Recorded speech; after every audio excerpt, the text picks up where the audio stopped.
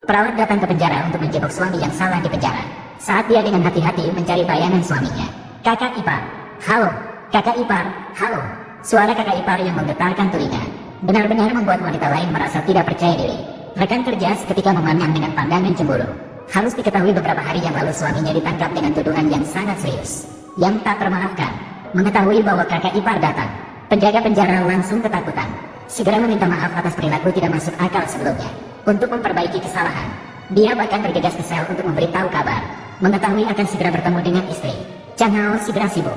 Di kolam mandi besar, dia meregangkan ototnya untuk membersihkan dirinya hingga bersih dan lembut. Tindakan licik ini langsung membuat adik-adiknya merasa gatal hati melihatnya. Menata gaya rambut yang keren, adik-adik sudah menyiapkan seragam tahanan yang disetrika rapi. Ditemani oleh teriakan adik-adik, Chang Hao masuk ke restoran dengan langkah mantap. Yumi tidak pernah menyangka bahwa dia yang selalu dianggap remeh, ternyata setelah suaminya di penjara, dia mencapai puncak kehidupannya. Bertahun-tahun yang lalu, Yumi yang cantik pernah menjadi bunga sekolah yang terkenal, memiliki banyak pengagum. Chang Hao adalah salah satu dari ribuan pelamar Kwaliong Gigi ini. Awalnya berencana untuk memenangkan Yumi dalam lomba lompat tinggi yang dia kuasai dengan baik, namun tidak disangka malah mematahkan tiang lompat.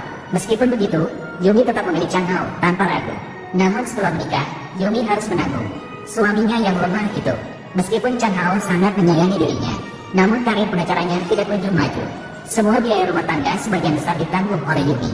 Agar bisa sukses lebih cepat, untuk memberikan Yumi kehidupan bahagia, Chang Hao mulai berpikir licik, bahkan menyuap hakim dalam sebuah kasus pembelaan.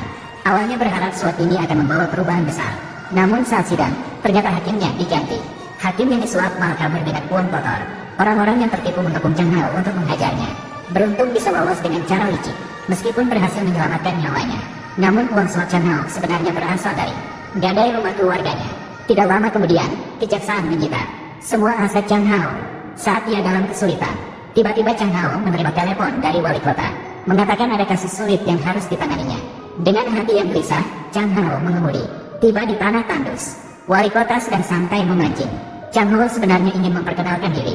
Wali kota sudah menyelidiki Chang Hao dengan baik tentang identitas pengacara gagalnya. Yang diberikan kepada Chang Hao adalah kasus pembunuhan yang sedang hangat diperbincangkan. Kasus pembunuhan 3 profesor.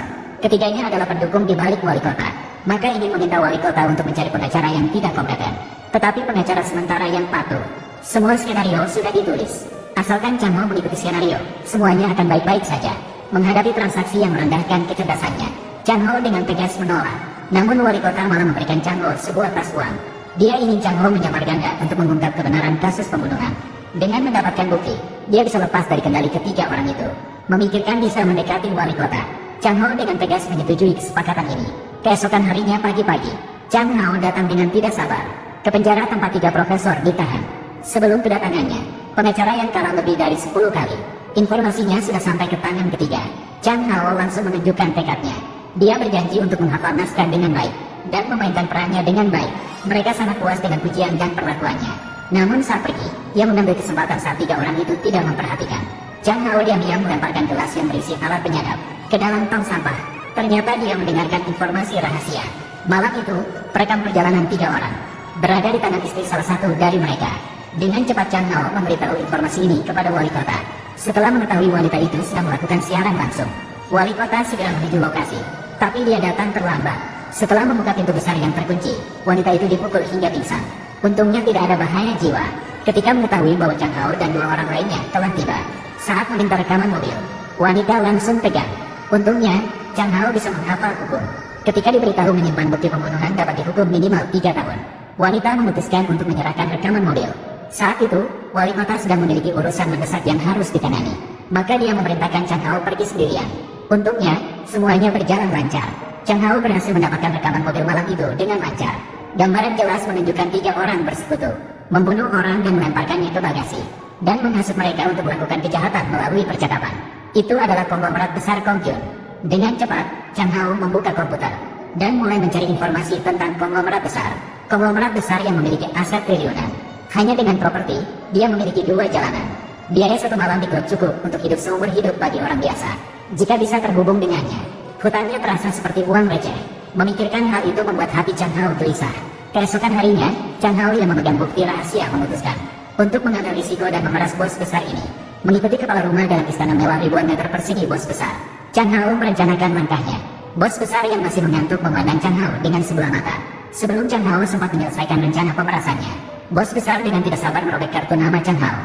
Jelas bahwa tindakan rendah ini tidak akan mengancam bos besar. Akhirnya, Chan Hao hanya bisa pergi dengan malu setelah berpura-pura tegas. Untuk merayakan kesuksesannya, Chan Hao membawa istri tercintanya ke restoran mewah. Yumi hampir saja menegur suaminya yang boros. Tidak disangka, telepon undangan dari konglomerat besar datang tepat waktu. Saat hendak pergi, pelayan dengan ramah memberikan secangkir kopi padanya. Baru saja meneguk seulas kopi,